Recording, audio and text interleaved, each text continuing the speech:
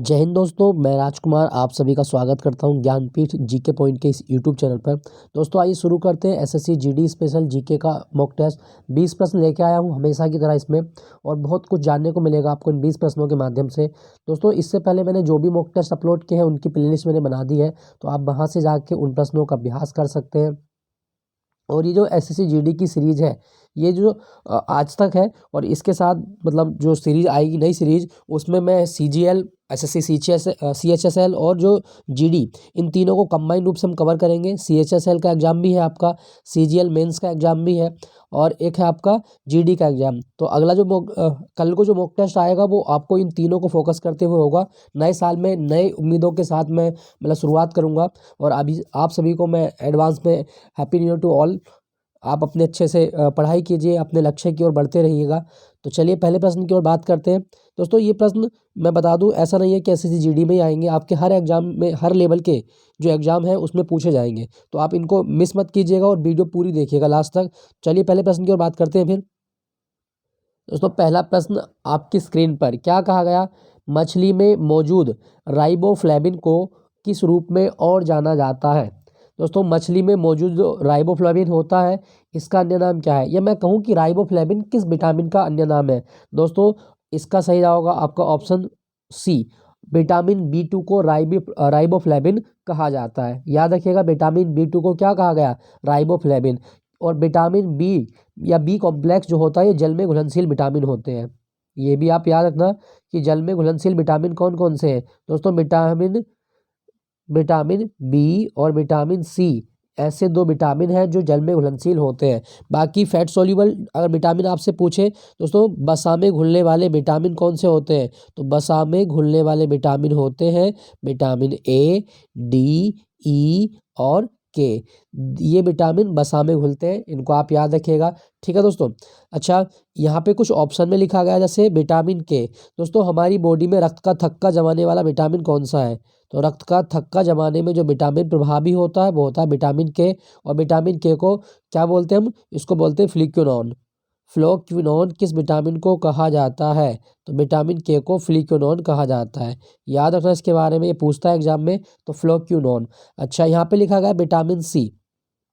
Vitamin C, दोस्तों vitamin C का रासायनिक नाम है एस्कॉर्बिक अम्ल। एस्कॉर्बिक अम्ल, ये आप याद रखिएगा। दोस्तों विटामिन से ये हमारी बॉडी में जो आयरन होता है उसको पाचन करता है। तो आयरन के पाचन में सहायक विटामिन कौन सा है? वो है आपका विटामिन सी। लेकिन विटामिन सी में खुद आयरन नहीं होता, ये भी आप याद रखना। विटामिन सी आयरन की एब्जॉर्प्शन तो करता है, लेकिन ये इसमें आयरन नहीं होता। दूसरी बात, विटामिन सी केवल प्लांट फूड से हमें मिलता है। विटामिन सी केवल प्लांट फूड से मिलेगा, ये दूध में नहीं होगा और ये मांस में भी नहीं पाया जाता। ठीक है दोस्तों। विटामिन सी जो है, इसके बारे में एक बिंदु और याद रखें, जैसे सिट्रस फ्रूट जितने भी होंगे उनमें सब में क्या मिलेगा? सिट्रस फलों में विटामिन सी पाया जाता है। ठीक है दोस्तों। तो विटामिन सी प्लांट फूड से मिलेगा, दूध में और मांस में विटामिन सी नहीं होता, और इसमें आयरन नहीं होता, ये भी आप याद रखें। विटामिन बी 12 दोस्तों इसको कोबाल्ट कंटेनिंग विटामिन भी कहा जाता है। क्यों? क्योंकि इसमें कोबाल्ट की मात्रा होती है इसलिए, और इसकी कमी से परनीशियस एनीमिया हो जाता है, ये भी आप याद रखना। कोबाल्ट कंटेनिंग विटामिन कौन सा है? तो वो है आपका विटामिन बी 12। अच्छा दोस्तों, यहाँ पे मैं बता दूं कि विटामिन शब्द किसने दिया था? विटामिन शब्द किसने दिया था? तो आप याद रखिएगा, विटामिन शब्द दिया गया था कैश्मीर फंक के द्वारा। कैश्मीर फंक के द्वारा विटामिन शब्द दिया गया था। ठीक है दोस्तों। दोस्तों यहाँ पे लिखा गया है मछली। अगर आपसे पूछा जाए कि पीसी कल्चर क्या होता है, दोस्तों मछली पालन को पीसी कल्चर कहा जाता है। क्या कहा जाता है? पीसी कल्चर कहा जाता है मछली पालन को। अच्छा, ये होगी मछली की बात। तो आपको याद रखना है कि मछली के हृदय में कितने चैम्बर होते हैं? तो दोस्तों मछलियों के हृदय में 2 चैम्बर होते हैं। क्लियर। दूसरा बात, मछली का जो कोड लीवर होता है उसमें कौन सा विटामिन पाया जाता है? दोस्तों मछली के कोड लीवर में विटामिन डी पाया जाता है, ये भी आपके एग्जाम में आता है। क्लियर। चलिए और बताता हूँ एक और बिंदु। दोस्तों क्या आपको पता है कि मत्स्य पालन दिवस कब होता है? 21 नवंबर को मत्स्य पालन दिवस मनाया जाता है, ये भी आप याद रखिएगा। अच्छा, कौन सी मछली ऐसी है जो डेंगू मच्छर के लार्वा को खाती है? तो डेंगू मच्छर के लार्वा को खाने वाली मछली, उसका नाम है गम्बूसिया। ये आ चुका है एग्जाम में ऑलरेडी। तो गम्बूसिया मछली आप याद रखना, ये डेंगू मच्छर के लार्वा को खाकर नष्ट कर देती है? गम्बुसिया मछली। अच्छा, ये एक बिंदु और बता दूं दोस्तों, अभी एक मछली है कैटली, कैटली फिश, ये किसी राज्य की स्टेट फिश डिक्लेयर की गई है? कैटली फिश सिक्किम की राजकीय मछली है, ये भी आप याद रखें।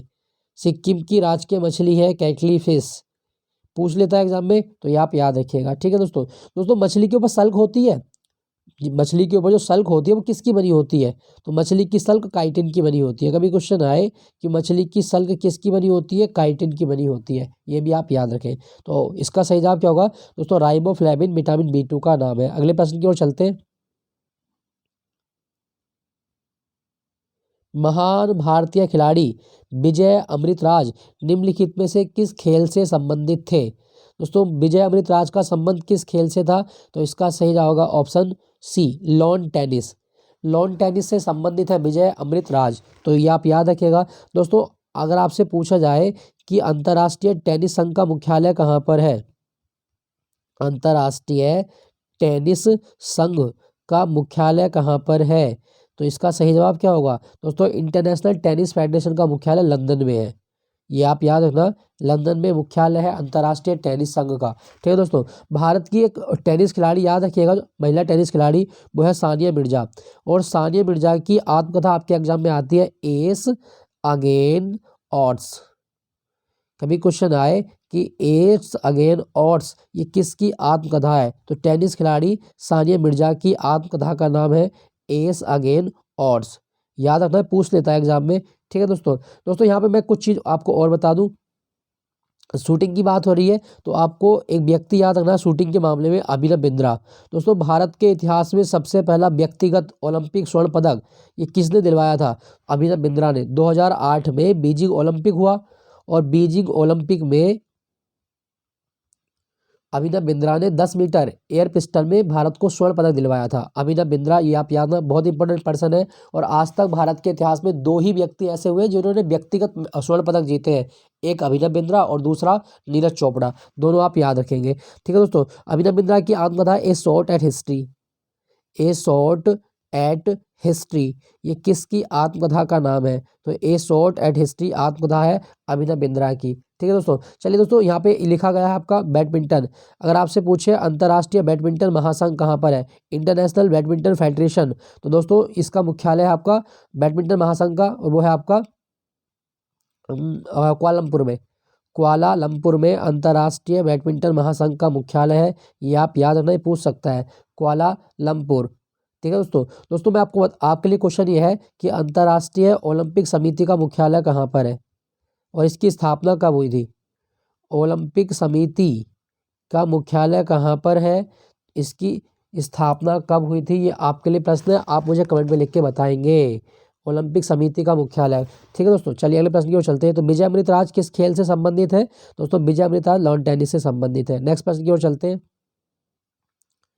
दुनिया में किस पर्वतीय दर्रे पर दुनिया की सबसे ऊंची मोटर वाहन योग्य सड़क है? दोस्तों इन ऑप्शन के अनुसार हमें बताना है कि इन ऑप्शन में कौन सा ऐसा दर्रा है जहाँ पे सबसे ऊंची मोटर योग्य सड़क है। तो इसका सही जवाब होगा आपका ऑप्शन सी, डोंगरीला। डोंगरीला पास, जिसे माना पास भी कहा जाता है, ये आप याद रखना, डोंगरीला, और ये हिमालय की जांस्कर श्रेणी में आता है, तो इसी का नाम है माना दर्रा। उत्तराखंड में की बात हो रही है, तो इन ऑप्शन के अनुसार सबसे ऊंची मोटर वाहन योग्य सड़क कहाँ पर है? डोंगरीला दर्रा, जो माना दर्रा भी के नाम से भी फेमस है, ये भी आप याद रखेंगे। अच्छा, सिपकिला दर्रा लिखा गया है, दोस्तों आप याद रखना, सिपकिला दर्रा कहाँ पर है? हिमाचल प्रदेश में। सिपकिला दर्रा हिमाचल प्रदेश में है। और सतलज नदी भारत में जो एंट्री करती है, सतलज नदी का प्रवेश द्वार भारत के लिए कौन सा है? वो है आपका सिपकिला दर्रा, ये भी आप याद रखिएगा। यहाँ पे लिखा है दोस्तों नाथुला दर्रा। नाथुला दर्रा ये सिक्किम में है, नाथुला दर्रा ये सिक्किम में है और सिक्किम को तिब्बत से जोड़ने का कार्य करता है। नाथुला दर्रा सिक्किम में है और ये सिक्किम को तिब्बत से जोड़ने का कार्य करता है। क्लियर हुआ? तो इसका सही जवाब क्या होगा? डोंगरीला पास, ये दुनिया की सबसे ऊंची मोटर वाहन योग्य सड़क है। नेक्स्ट प्रश्न की ओर चलते हैं। थय्यम। थय्यम किस राज्य का लोक नृत्य है? दोस्तों थय्यम नृत्य की मैं बात करूं तो ये केरल का पारंपरिक लोक नृत्य है, तो इसका सही जवाब होगा आपका केरल। मालाबार क्षेत्र में किया जाता है ये, तो थय्यम नृत्य केरल का है। केरल का एक डांस और याद रखना, वो है पुलिकली। पुलिकली, इसमें टाइगर के जैसी वेशभूषा पहनी जाती है, पुलिकली डांस। मोहिनी अट्टम जो यहाँ का क्लासिकल डांस है, ये भी आप याद रखिएगा, मोहिनी अट्टम। और एक है आपका कथकली, कथकली डांस भी कहाँ किया जाता है, तो ये भी आपका किया जाता है केरल में। ठीक है दोस्तों। दोस्तों केरल की बात करूँ तो केरल में साइलेंट वैली नेशनल पार्क भी है, साइलेंट वैली नेशनल पार्क, ये कहाँ पर है, केरल में। और भारत में सबसे ज़्यादा रबर कहाँ होती है, तो वो है आपका केरल में। केरल में कोचीन है, और कोचीन में वास्को डिगामा की कब्र भी है। और कोचीन को अरब सागर की रानी कहा जाता है। कभी क्वेश्चन आए कि अरब सागर की रानी किसे कहा गया है, दोस्तों अरब सागर की रानी कहा जाता है कोचीन को, केरल में है। और भारत में सबसे ज़्यादा मसाले कहाँ होते हैं, केरल में ही होते हैं। कर्नाटक की बात करूँ तो यहाँ का डांस याद रखना, यक्षगान, यक्षगान। और दूसरा याद रखना भूता कोला। अभी एक मूवी आई थी कांतार, कांतार मूवी में इस डांस को दिखाया गया है, तो भूता कोला डांस ये कर्नाटक का है। और दोस्तों आपको याद रखना है एक और, वो है आपका ढोलू कुनीथा, ढोलू कुनीथा डांस कहाँ किया जाता है, तो ये कर्नाटक के डांस है। बाकी अम्मम आर्ट भी होता है, ऐसे तो कुर्गा भी होता है, बीरागासे भी होता है, बहुत सारे डांस कर्नाटक में भी होते हैं। और दोस्तों भारत में चंदन के वन कहाँ पाए जाते हैं, कर्नाटक में। और सबसे ज़्यादा कॉफ़ी उत्पादन करने वाला राज्य कौन सा है, वो कर्नाटक है। गुजरात लिखा गया है दोस्तों, गुजरात का डांस याद रखना टिप्पाणी, टिप्पानी डांस ये कहाँ किया जाता है, तो गुजरात में टिप्पानी डांस किया जाता है। गरबा, डांडिया, सिद्धि धमाल, ये सारे डांस कहाँ के हैं आपके, ये गुजरात के हैं। गरबा भी है, डांडिया भी है, सिद्धि धमाल भी है। और दोस्तों गुजरात जो है ये सबसे ज़्यादा कपास का उत्पादन भी करता है भारत में। एशियाई शेर गिर नेशनल पार्क में मिलते हैं, और गिर नेशनल पार्क कहाँ पर है, गुजरात में। गुजरात में सूरत है, और सूरत को भारत की डायमंड सिटी कहा जाता है। कभी क्वेश्चन आए कि भारत की डायमंड सिटी किसे कहा गया, तो सूरत को भारत की डायमंड सिटी कहा जाता है। और गुजरात में अहमदाबाद है, अहमदाबाद को भारत का मैनचेस्टर कहा जाता है, ये आप याद रखेंगे। भारत का मैनचेस्टर किसे कहा गया, गुजरात को कहा जाता है। ठीक है दोस्तों। गुजरात भारत का एक ऐसा राज्य है जिसकी सबसे बड़ी जलीय सीमा है, ये भी पूछता है एग्जाम में। तो लार्जेस्ट कोस्टल लाइन किसकी है, लॉन्गेस्ट कोस्टल लाइन वो गुजरात की है। और दोस्तों गुजरात के बारे में एक चीज़ और याद रखिएगा, गुजरात में एक नदी है मच्छू नदी, और मच्छू नदी का पुल टूटा था, और इस पे पुल टूटने से लगभग 130 से ज़्यादा लोगों की मौत हो गई थी। तो मच्छू नदी किस राज्य में है, गुजरात में। ठीक है दोस्तों।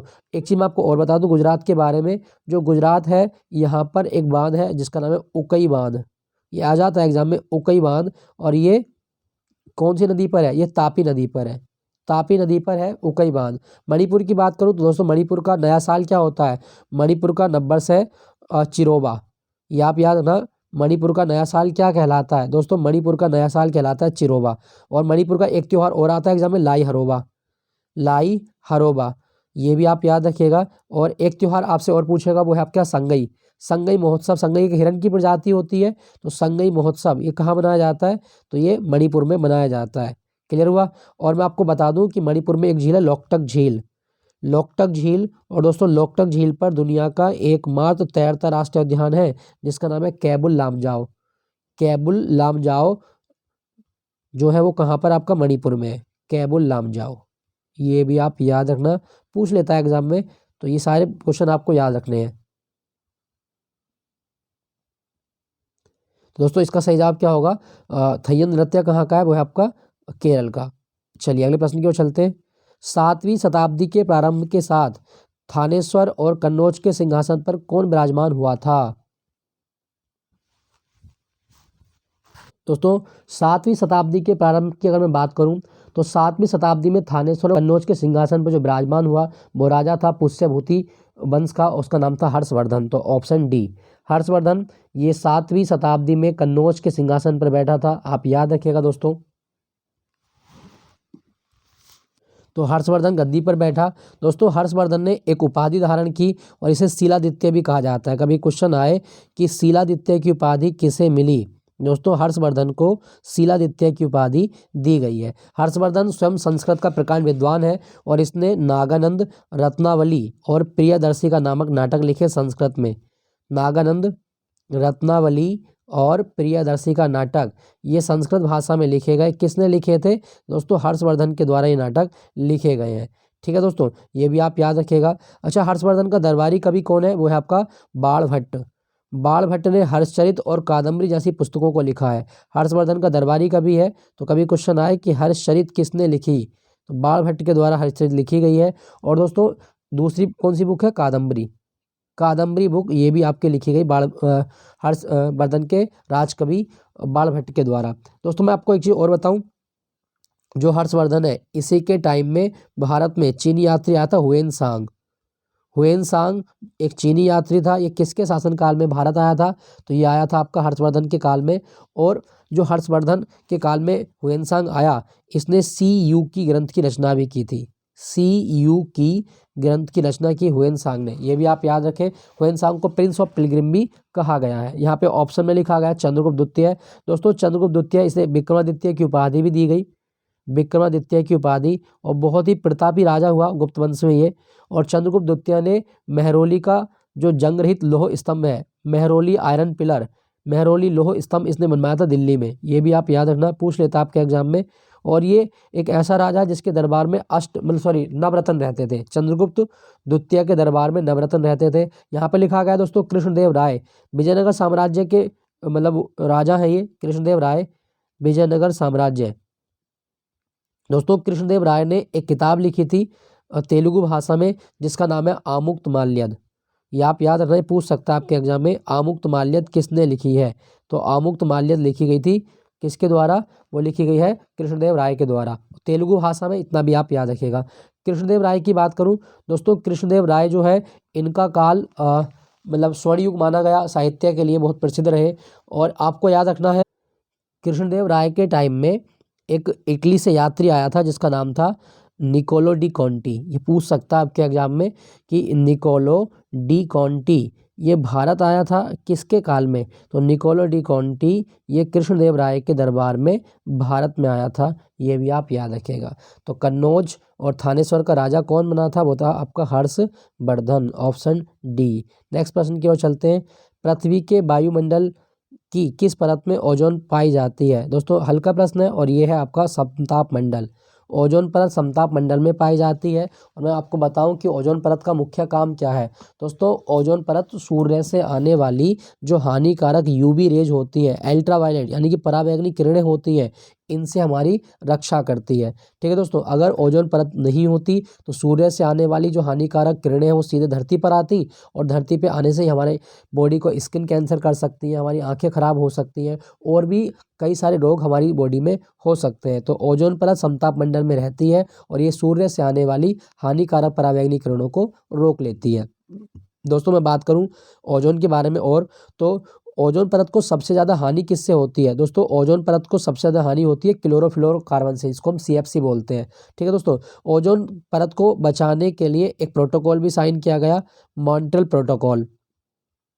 मॉन्ट्रियल प्रोटोकॉल ये ओजोन परत को बचाने के लिए साइन किया गया था 16 सितंबर 1987 को। मॉन्ट्रियल जो जगह है कनाडा में है, और मॉन्ट्रियल प्रोटोकॉल के तहत 16 सितंबर को ओजोन दिवस मनाने का निर्णय लिया गया था। अच्छा दोस्तों, ओजोन जो है, ओजोन का जो मोटाई है वो किस में मापते हैं? ओजोन की मोटाई को मापा जाता है डॉप्सन यूनिट में। ये भी आप याद रखना, डॉप्सन यूनिट में ओजोन की मोटाई मापी जाती है। और ओजोन का सूत्र क्या है? वो है आपका O3।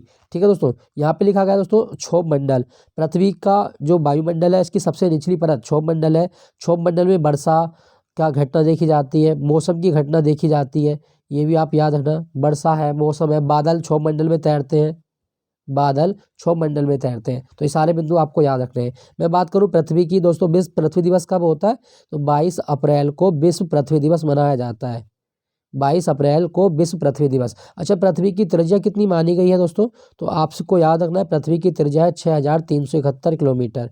पूछ सकता है आपके एग्जाम में, 6371 किलोमीटर। अच्छा, अगर आपसे पूछा जाए कि पृथ्वी का ध्रुवीय व्यास और भूमध्य व्यास में कितना अंतर है? दोस्तों ये मान ली हमने भूमध्य रेखा, तो पृथ्वी का ध्रुवीय व्यास है 12,756 किलोमीटर, और पृथ्वी का ध्रुवीय व्यास है 12,714 किलोमीटर। तो ये आप याद रखना, ये आपका ध्रुवीय व्यास है, ये वाला ध्रुवीय व्यास है आपका, और ये है आपका भूमध्य व्यास, ये वाला।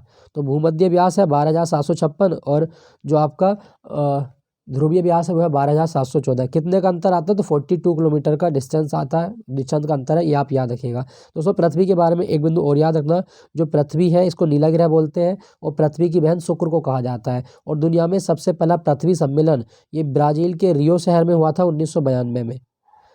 दुनिया में सबसे पहला पृथ्वी सम्मेलन 1992 में हुआ था, कहाँ पर? रियो शहर में हुआ था। ठीक है दोस्तों, तो इसका सही जवाब क्या होगा? ओजोन परत इस समताप मंडल में पाई जाती है, इसको बोलते हैं स्ट्रेटोस्फीयर। स्ट्रेटोस्फीयर बोला जाता है, याद रखना इसके बारे में। चलिए अगले प्रश्न की ओर। निम्नलिखित में से कौन दक्षिण भारत की सबसे लंबी नदी है? दोस्तों दक्षिण भारत की सबसे लंबी नदी तो वो है आपकी गोदावरी, ऑप्शन ए। गोदावरी की लंबाई है आपकी 1465 किलोमीटर। गोदावरी नासिक से निकलती है त्र्यंबकेश्वर से। तो कभी क्वेश्चन आए कि गोदावरी नदी का उद्गम कहाँ से होता है? दोस्तों त्र्यंबकेश्वर से निकलती है और 1465 किलोमीटर की डिस्टेंस ये कवर करती है।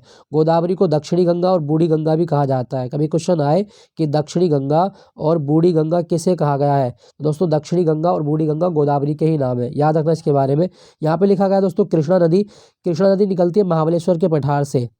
महाबलेश्वर पठार से निकलती है, सतारा के पास है महाराष्ट्र में। तो महाबलेश्वर पठार से निकलती है कृष्णा नदी। और कृष्णा नदी पर आपको याद रखना है, यहाँ पर इस पर एक अलमाटी बांध भी है। अलमाटी बांध जो कि कर्नाटक में है, ये कृष्णा नदी पर बनाया गया है, ये भी आप याद रखें। दोस्तों यहाँ पे बात करूँ नर्मदा। नर्मदा नदी मैकाल श्रेणी की अमरकंटक चोटी से निकलती है। तो अमरकंटक से उद्गम होता है नर्मदा नदी का, ये भी आप याद रखिएगा। ये मैकाल श्रेणी में स्थित है। और नर्मदा नदी ये पश्चिम की ओर बहती है और खंबात की खाड़ी में गिरकर एस्चुरी बनाती है। और नर्मदा नदी पर एक बांध आपको याद रखना है, वो है ओंकारेश्वर बांध। ओंकारेश्वर बांध ये भी आप याद रखें, नर्मदा नदी पर है। और नर्मदा नदी धुआंधार जलप्रपात का निर्माण भी करती है जबलपुर में। ठीक है दोस्तों, तुंगभद्रा लिखा गया है, कृष्णा की सहायक है तुंगभद्रा नदी। अच्छा, एक क्वेश्चन कावेरी से बड़ी कंफ्यूजन रहती है। कावेरी का उद्गम होता है महाराष्ट्र में ब्रह्मगिरी की पहाड़ियों से। और कावेरी को कहा जाता है दक्षिण भारत की गंगा। दक्षिण भारत की गंगा ये कावेरी को कहा जाता है। लेकिन दोस्तों दक्षिणी गंगा अगर पूछेगा आपसे तो दक्षिणी गंगा कावेरी गोदावरी को, और दक्षिण भारत की गंगा अगर की सब लगा है तो आपका आंसर कावेरी होगा। याद रखना, ये क्वेश्चन कई बार आ चुका है एग्जाम में। ठीक है दोस्तों, तो इसका सही जवाब क्या होगा? दक्षिण भारत की सबसे लंबी नदी गोदावरी नदी है। ठीक है दोस्तों, चलिए अगले प्रश्न की ओर। चलो आपके लिए क्वेश्चन यह कि कोई भी ऐसा बांध जो आपको याद हो कि गोदावरी नदी पर है। गोदावरी नदी का बांध कोई भी जो आपको याद हो मुझे कमेंट में लिख के बताइएगा। चलिए अगले प्रश्न की ओर। भारतीय इतिहास के काल में कवि तुलसीदास ने रामचरितमानस की रचना किस भाषा में की है? दोस्तों तुलसीदास ने जो रामचरितमानस लिखी है वो लिखी है आपकी अवधी भाषा में, ऑप्शन बी। अवधी भाषा में ये लिखी गई है। और दोस्तों रामचरितमानस की रचना कब की गई थी? 1631 ईस्वी में की गई थी, ये भी आप याद रखें। जो तुलसीदास है ये किसके समकालीन माने जाते हैं? दोस्तों तुलसीदास को अकबर का समकालीन माना जाता है। मुगल सम्राट अकबर के समकालीन थे, ये भी आप याद रखना तुलसीदास। और जो रामचरितमानस लिखी गई, दोस्तों रामचरितमानस जो लिखी गई है इसमें कितने कांड हैं? तो रामचरितमानस में 7 कांड हैं। सबसे बड़ा कांड है आपका बाल कांड और सबसे छोटा कांड है आपका किष्किंधा कांड, ये भी आप याद रखना। बाल कांड सबसे बड़ा है और किष्किंधा कांड सबसे छोटा है। तो रामचरितमानस की भाषा है आपकी बैसवाड़ी अवधी। ठीक है दोस्तों, यहाँ पे लिखा गया दोस्तों संस्कृत भारतीय भाषाओं की जननी कहा जाता है। संस्कृत को दुनिया की सबसे प्राचीन भाषा संस्कृत है। और संस्कृत 2005 में शास्त्रीय भाषा बनी थी। भारत में शास्त्रीय भाषा बनने वाली दूसरी भाषा थी संस्कृत। और पहली कौन थी? तमिल, 2004। पाली की बात करूं दोस्तों, पाली भारत की प्रथम देश भाषा है। भारत की पहली देशज भाषा कौन सी है? तो पाली भारत की प्रथम देशज भाषा है, ये भी आप याद रखिएगा। क्या आपको पता है कि भारत में भारतीय भाषा अनुसंधान केंद्र कहाँ पर है? भारतीय भाषा अनुसंधान केंद्र ये कहाँ पर है? दोस्तों कर्नाटक में है। और ये कहाँ पर है? मैसूर में। और कभी क्वेश्चन आए कि भारतीय भाषा अनुसंधान केंद्र कहाँ पर है? मैसूर में है, कर्नाटक में। ठीक है दोस्तों, बाकी आपसे एक क्वेश्चन और पूछेगा कि अंतर्राष्ट्रीय मातृभाषा दिवस कब होता है? अंतर्राष्ट्रीय मातृभाषा दिवस कब होता है? दोस्तों अंतर्राष्ट्रीय मातृभाषा दिवस मनाया जाता है 21 फरवरी को, याद रखना इसके बारे में। तो रामचरितमानस की रचना कौन सी भाषा में? अवधी भाषा में। नेक्स्ट प्रश्न की ओर चलते हैं। ऐतिहासिक स्मारक तलातल घर निम्नलिखित में से किस राज्य में स्थित है? दोस्तों तलातल जो है ये कहाँ पर है? आपका असम में, ऑप्शन बी। असम में स्थित है, आप याद रखें। दोस्तों असम में एक मंदिर याद रखना, कामाख्या मंदिर। कामाख्या मंदिर कहाँ पर है? तो कामाख्या मंदिर है आपका असम में। और यहाँ पे एक मेला लगता है अम्बुबाची मेला। अम्बुबाची मेला ये भी आप याद रखना, अम्बुबाची मेला असम में लगता है। भारत में सबसे ज़्यादा चाय कहाँ होती है? तो असम में ही होती है, ये भी आप याद रखिएगा। दोस्तों असम का एक डांस याद रखें, सतरिया। सतरिया डांस कहाँ किया जाता है? तो असम में किया जाता है। यहाँ पे लिखा गया है उड़ीसा। दोस्तों उड़ीसा में आपको याद रखना Bhitarkanika national park, Bhitarkanika national park, और ये खारे पानी के मगरमच्छ के लिए प्रसिद्ध है, उड़ीसा में है। और चिल्का झील भी आपसे पूछता है एग्जाम में, तो चिल्का झील महानदी के डेल्टा पर बनी हुई है। भारत की खारे पानी की सबसे बड़ी झील है चिल्का झील, उड़ीसा में। ठीक है दोस्तों, उड़ीसा जो है इसका एक त्यौहार याद रखना बाली यात्रा, बाली यात्रा त्यौहार जो भी मनाया गया था, ये कहाँ पे मनाया गया? उड़ीसा में। यहाँ पे लिखा गया सिक्किम। दोस्तों सिक्किम भारत का सबसे कम आबादी वाला राज्य है और 36वें संविधान संशोधन अधिनियम 1975 के द्वारा सिक्किम भारत का 22वां राज्य बना था। 16 मई को 1975 में सिक्किम भारत का 22वां राज्य बना था। ये भी आप याद रखें। सिक्किम भारत की पहली जैविक स्टेट भी है, ये भी आप याद रखिएगा। और सिक्किम में एक नेशनल पार्क है खोंगचेनजोंगा, खोंगचेनजोंगा नेशनल पार्क, और ये लाल पांडे के लिए प्रसिद्ध है, ये भी आप याद रखना। लाल पांडा भारत में किस राज्य का राजकीय पशु है? तो सिक्किम का है। यहाँ पे लिखा गया पश्चिम बंगाल। दोस्तों पश्चिम बंगाल में बुक्सा और सुंदरबन टाइगर रिजर्व है, बुक्सा व सुंदरबन टाइगर रिजर्व कहाँ पर है? तो ये आपके पश्चिम बंगाल में है, याद रखना, पूछ सकता है आपके एग्जाम में। नेक्स्ट प्रश्न की ओर चलते हैं। अगला प्रश्न क्या कहा गया? द लीजेंड ऑफ लक्ष्मी प्रसाद पुस्तक किसके द्वारा लिखी गई है? दोस्तों द लीजेंड ऑफ लक्ष्मी प्रसाद पुस्तक ये लिखी गई ऑप्शन सी ट्विंकल खन्ना के द्वारा। ट्विंकल खन्ना जो अभिनेता अक्षय कुमार की पत्नी है उसके द्वारा लिखी गई है द लीजेंड ऑफ लक्ष्मी प्रसाद, याद रखना इसके बारे में। यहाँ पे ऑप्शन की बात करूँ तो यहाँ पे एक बड़ा प्रसिद्ध नाम है आपका, और वो है आपका झुम्पा लाहिड़ी।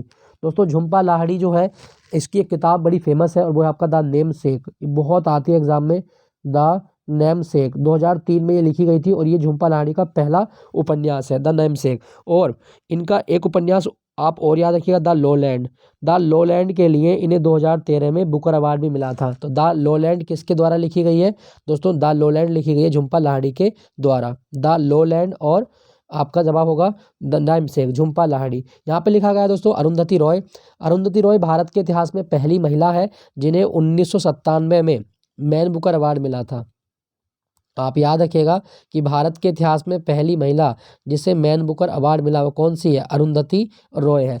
और मैं आपको बता दूं दोस्तों जो अरुंधति रॉय है ना, इसके उपन्यास का नाम क्या था? तो इनके उपन्यास का नाम था the God of small thing, the God of small thing. ये आप याद रखना, ये बहुत इंपॉर्टेंट बुक है और कई बार एग्जाम में आती है। The God of small thing, छोटी चीज़ों का भी भगवान है, और ये अरुंधति रॉय के द्वारा लिखी गई है। ठीक है दोस्तों, एक और किताब इनकी पूछ सकता है आपके एग्जाम में, और वो किताब है आपकी माई माई सेडिशियस हार्ट, माई सेडिशियस हार्ट। ये भी इंपॉर्टेंट है, याद रखना, पूछ सकता है कि माई सेडिशियस हार्ट किसने लिखी है? अरुंधति रॉय ने लिखी है। तो आपका सही जवाब क्या होगा? द लीजेंड ऑफ लक्ष्मी प्रसाद किसने लिखी? ट्विंकल खन्ना ने लिखी है। अगले प्रश्न की ओर चलते हैं। हरेली का त्यौहार निम्नलिखित में से किस राज्य में मनाया जाता है? तो हरेली त्यौहार जो होता है दोस्तों ये छत्तीसगढ़ का है। ऑप्शन ऑप्शन डी, छत्तीसगढ़ में हरेली त्यौहार मनाया जाता है, ये भी आप याद रखें। और ये जो त्यौहार है ये पर्यावरण को समर्पित होता है, लोग प्रकृति के प्रति अपना प्रेम दर्शाते हैं और जो प्रकृति को बनाने वाला भगवान है उसकी पूजा करते हैं। तो ये छत्तीसगढ़ का होता है। दोस्तों छत्तीसगढ़ में एक नेशनल पार्क याद रखना, Kanger valley, Kanger valley national park, ये भारत के किस राज्य में है? तो कांगेर वैली नेशनल पार्क है आपका छत्तीसगढ़ में। और छत्तीसगढ़ का एक डांस बड़ा फेमस है पंडवानी, पंडवानी डांस कहाँ किया जाता है? छत्तीसगढ़ में पंडवानी डांस किया जाता है। और छत्तीसगढ़ में एक टाइगर रिजर्व और याद रखना, और उस टाइगर रिजर्व का नाम है Indravati tiger reserve, Indravati tiger reserve. और छत्तीसगढ़ में एक खान है बेला डिला की खान जो लोहे के लिए प्रसिद्ध है। छत्तीसगढ़ में बेला डिला की खान है और यहाँ से लौह अयस्क निकाला जाता है, ये भी आप याद रखें। छत्तीसगढ़ कब बना था? तो 1 नवंबर सन 2000 को छत्तीसगढ़ बना था। अच्छा यहाँ पे लिखा गया है आपका मध्य प्रदेश। दोस्तों मध्य प्रदेश में पन्ना टाइगर रिजर्व है, पन्ना माइंस भी है जो हीरे के लिए प्रसिद्ध है, ये भी आप याद रखें। बाघ की गुफाएं भारत के किस राज्य में है? तो मध्य प्रदेश में बाघ की गुफाएं भी हैं, ये भी आप याद रखना। मध्य प्रदेश में इंदौर शहर है और इंदौर भारत का पहला शहर है जिसने डिजिटल एड्रेस शुरू किए हैं, ये भी आप याद रखना। भारत का सबसे स्वच्छ शहर है इंदौर। और मध्य प्रदेश में राजधानी भोपाल है, भोपाल में केंद्रीय पुलिस प्रशिक्षण अकादमी भी है, ये भी आप याद रखें। भारत में सबसे ज़्यादा सोयाबीन मध्य प्रदेश में होता है, ये भी आप याद रखना। और मध्य प्रदेश के बारे में एक बिंदु याद रखना कि भारत में कान्हा किसली के अलावा बांधवगढ़ और माधव उसके बाद में आपका पालपुर कूनो, ये सारे नेशनल पार्क आपको कहाँ पर मिलेंगे? मध्य प्रदेश में मिलेंगे। पालपुर कूनो। भारत में सबसे ज़्यादा फॉरेस्ट एरिया किसका है? वो मध्य प्रदेश का है। उड़ीसा की बात हम कर चुके हैं, बाकी उड़ीसा के बारे में याद रखना, यहाँ पर ओलिव रिडले कछुए पाए जाते हैं? ओलिव रिडले कछुए मिलेंगे उड़ीसा में। पंजाब का एक शहर याद रखना, वो है आपका कपूरथला। कपूरथला में भारतीय रेल कोच फैक्ट्री है। रेल कोच फैक्ट्री कहाँ पर है? तो दोस्तों रेल के जो डिब्बे बनते हैं वो कपूरथला में बनते हैं, पंजाब में। ये भी आप याद रखें। दोस्तों यहाँ पे पंजाब के बारे में एक क्वेश्चन ये पूछ सकता है कि जलियांवाला बाग हत्याकांड किस राज्य में हुआ था? तो जलियांवाला बाग हत्याकांड हुआ था पंजाब में, अमृतसर में। चलो आपके लिए क्वेश्चन ये है कि ऑपरेशन ब्लू स्टार ये कहाँ पर हुआ था और ये क्या था? ऑपरेशन ब्लू स्टार ये कहाँ पर हुआ था और ये क्या था? ये भी आप याद रखेंगे। तो ब्लू स्टार के बारे में बताना है आपको। ठीक है दोस्तों, तो इसका सही जवाब क्या होगा? हरेली त्योहार छत्तीसगढ़ का है। नेक्स्ट प्रश्न की ओर चलते हैं। किस यौगिक को नॉर्वेजियन साल्ट पीटर कहा जाता है? दोस्तों नॉर्वेजियन साल्ट पीटर किसे कहा गया? तो इसका सही जवाब होगा कैल्शियम नाइट्रेट को। कैल्शियम नाइट्रेट को नॉर्वेजियन साल्ट पीटर कहा जाता है, ऑप्शन सी। ये भी आप याद रखें। दोस्तों यहाँ पे लिखा गया है, कुछ चीज़ें मैं आपको और बता दूं। जैसे एक आयस्क पूछेगा आपसे, इप्सम, इप्सम किसका साल्ट होता है? तो दोस्तों इप्सम साल्ट होता है magnesium sulphate MgSO4 into 7H2O। 7H2O ये इप्सम होता है, ये आप याद रखिएगा। तो ये सही जवाब होगा आपका कैल्शियम नाइट्रेट होता है। बाकी नमक आप जानते हैं, सोडियम क्लोराइड को नमक बोलते हैं। कास्टिक सोडा, सोडियम हाइड्रोक्साइड को कास्टिक सोडा कहा जाता है। अच्छा, खाने वाला सोडा क्या होता है? तो खाने वाला सोडा होता है NaHCO3, सोडियम बाइकार्बोनेट। ठीक है दोस्तों, ये आप याद रखिएगा। नेक्स्ट प्रश्न की ओर चलते हैं। निम्नलिखित में से कौन सी हिमाचल की एक मार्शल आर्ट है? दोस्तों हिमाचल की मार्शल आर्ट इनमें से कौन सी है? तो इसका सही जवाब होगा खरेती, ऑप्शन डी। खरेती हिमाचल की मार्शल आर्ट है, याद रखिएगा। दोस्तों हिमाचल प्रदेश की बात करूं तो इसकी राजधानी शिमला है, और शिमला को लॉर्ड डलहौजी ने अपनी ग्रीष्मकालीन राजधानी बनाया था। कभी क्वेश्चन आए कि डलहौजी द्वारा ग्रीष्मकालीन राजधानी किसे बनाया गया था? तो शिमला को ग्रीष्मकालीन राजधानी बनाया गया था।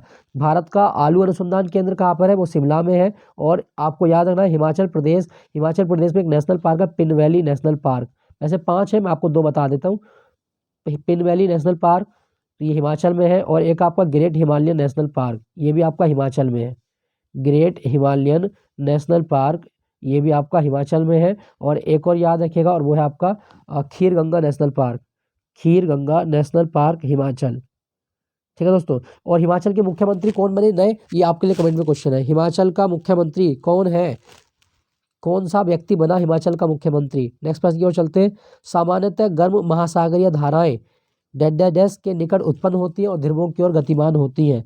दोस्तों मैं बात करूं, गर्म महासागरीय धाराएं भूमध्य रेखा के निकट उत्पन्न होती है और ध्रुवों की ओर चलती है, जबकि ठंडी धाराएं जो होती हैं वो ध्रुवों या अक्षांशों या उष्ण कटिबंधों से निम्न अक्षांशों की ओर चलती है। तो इसका सही जवाब क्या होगा? महासागरीय धाराएं भूमध्य रेखा के पास उत्पन्न होती है। दोस्तों भूमध्य रेखा को कौन सी नदी 2 बार काटती है? कांगो नदी।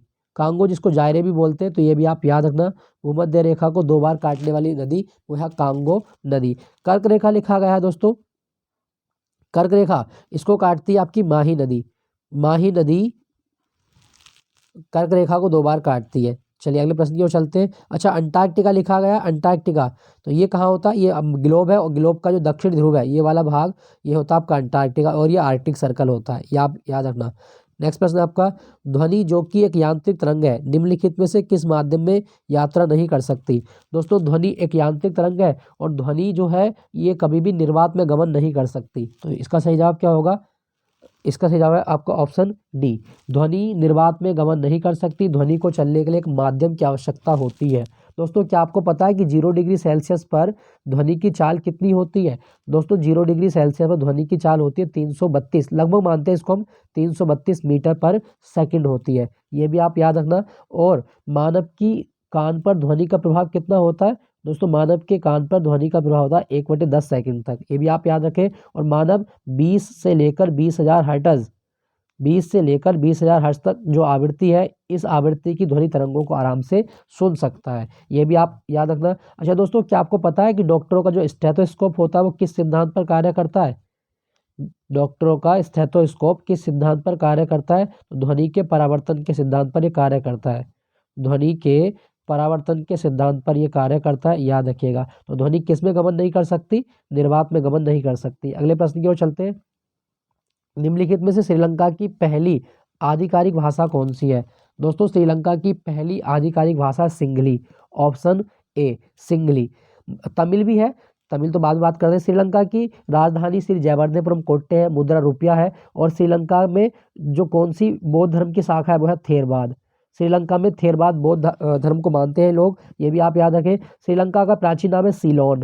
अभी क्वेश्चन आए कि श्रीलंका का प्राचीन नाम क्या है, सीलोन है। और श्रीलंका और भारत के बीच कौन सा जलडमरू मध्य है, वो है पाक जलडमरू मध्य है। ये भारत है और ये आपका श्रीलंका है। तो यहाँ पे एक छोटा सा बॉर्डर स्टेट है जिसका नाम है पाक स्टेट।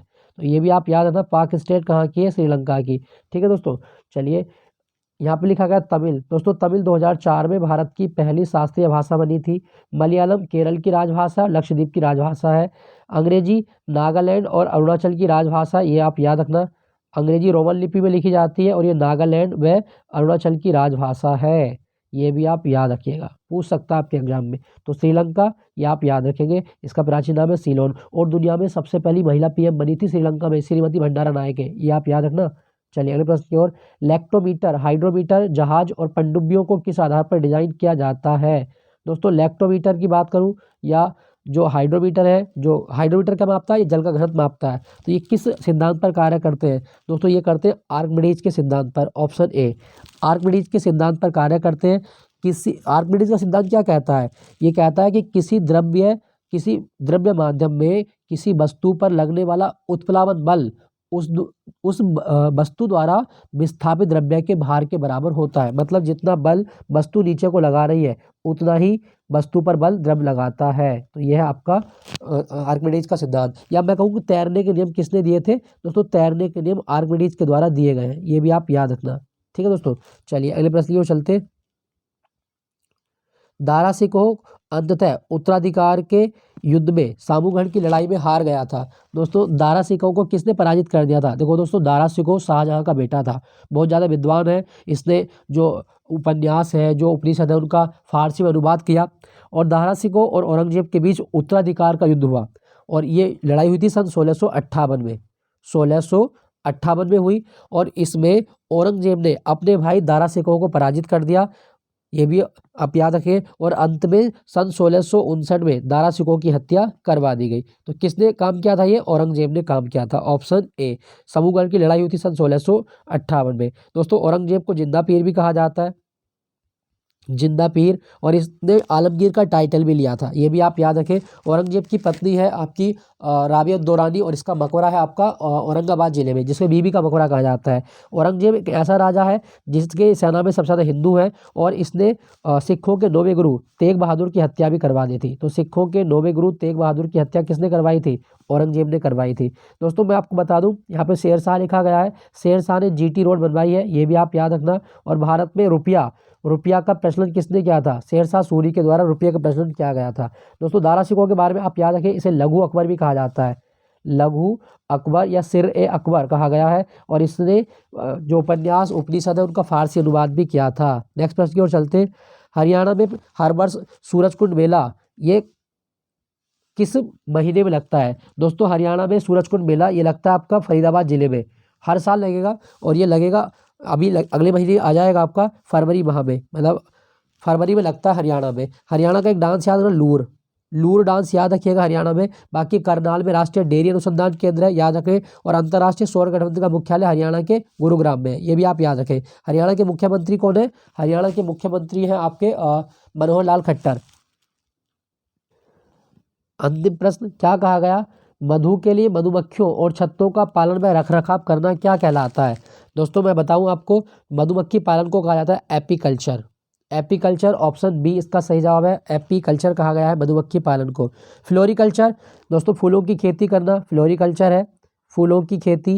यहाँ पे लिखा गया है सेरिकल्चर, रेशम कीट पालना सेरिकल्चर। पिसीकल्चर ये आपको पहले ही प्रश्न में बताया गया था, मछली पालन। तो ये आप याद रखिएगा। दोस्तों आपके लिए प्रश्न ये है कि चलो मैं पहले बता देता हूँ, शहद आप सुने होंगे, शहद कैसा होता है, अम्लीय होता है, शहद अम्लीय होता है, ये भी आप याद रखें। शहद में कौन सी शुगर पाई जाती है, फ्रक्टोज पाई जाती है, फ्रक्टोज।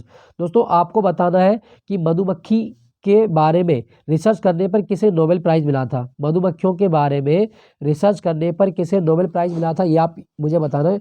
आपके कमेंट सेक्शन में। तो दोस्तों ये था आपका अंतिम प्रश्न। आई होप ये सेशन आपको अच्छा लगा होगा, तो प्लीज़ वीडियो को लाइक ज़रूर कीजिएगा और चैनल को सब्सक्राइब कर लें।